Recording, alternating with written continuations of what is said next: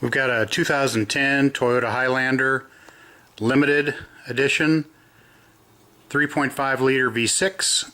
Today we're going to change the rear differential fluid.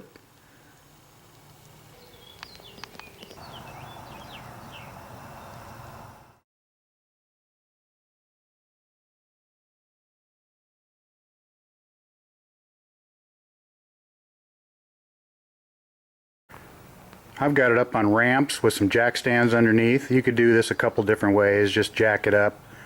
There's quite a bit of room to slide underneath here, so it's pretty easy access.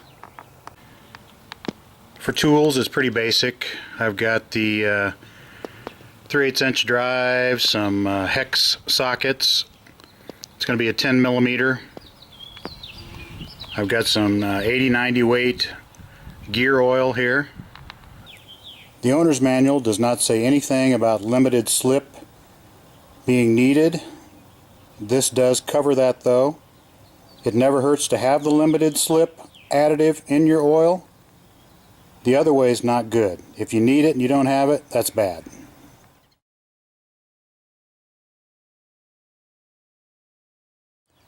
It's got the GL5 rating. Mentions limited slip.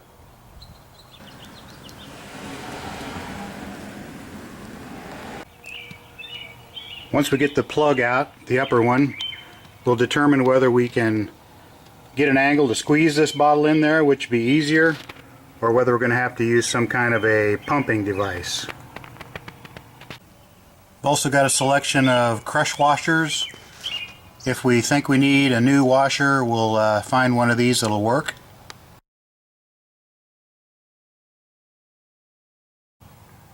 The drain plug is on the bottom. So this is the bottom. On the passenger side, there's another plug. That's your fill plug.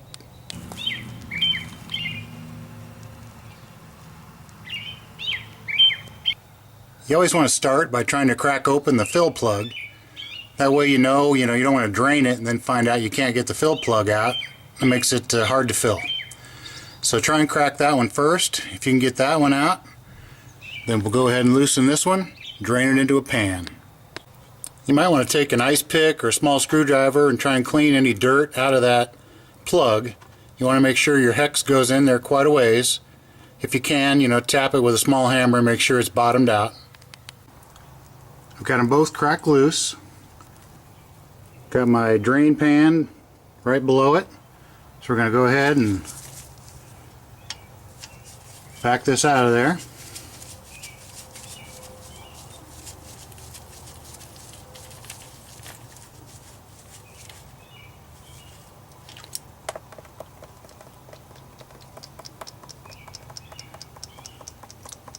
You can see the washer on the plug.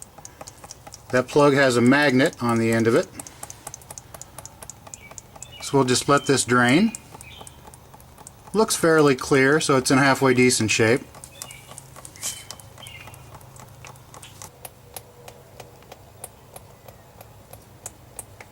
I want to go ahead and clean that magnet off. Take a look at that washer, decide if you want to reuse it again. I'll take a look at it, see if it's copper or aluminum. It looks copper. It's not copper, and it's definitely not aluminum. It's sticking to that magnet. It's pretty good sized. It's bigger than the ones that I have on hand, so we're going to reuse it. We've got it fully drained. I've cleaned that mating surface up here. I've cleaned off the plug and the magnet, cleaned the washer. It's reinstalled on here. I like to get just a little bit of lubricant on the threads and on that washer before I reinstall it in there.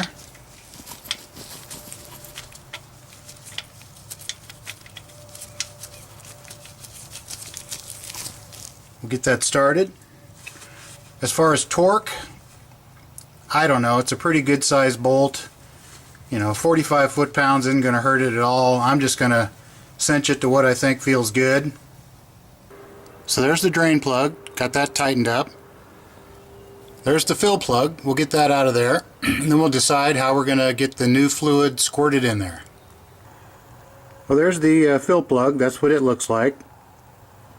Has a washer on it, no magnet. It's kind of hollowed out inside here. I've got the bottle shoved up there. Can almost reach the hole. Maybe with a slight extension you could squeeze it in there.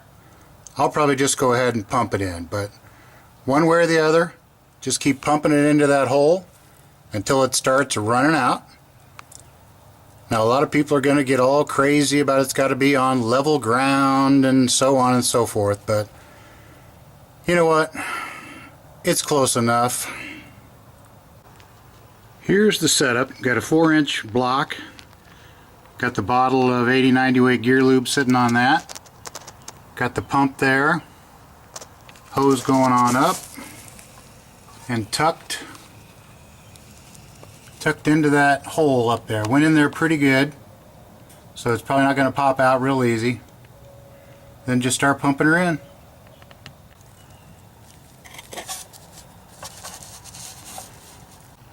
As you get close to full, you want to have your drain pan so it'll catch it, and the block slid off to the side just a little bit. It took right at a quart before it started running out of there.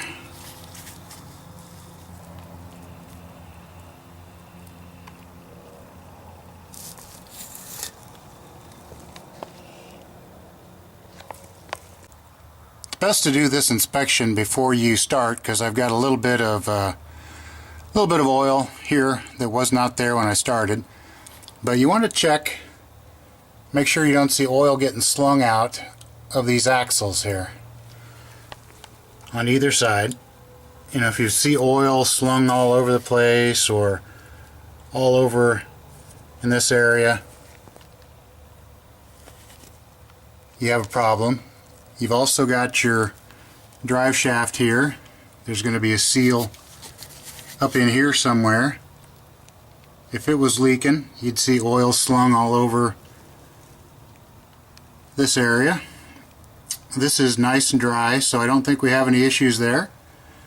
So I think we're good just to do what we did.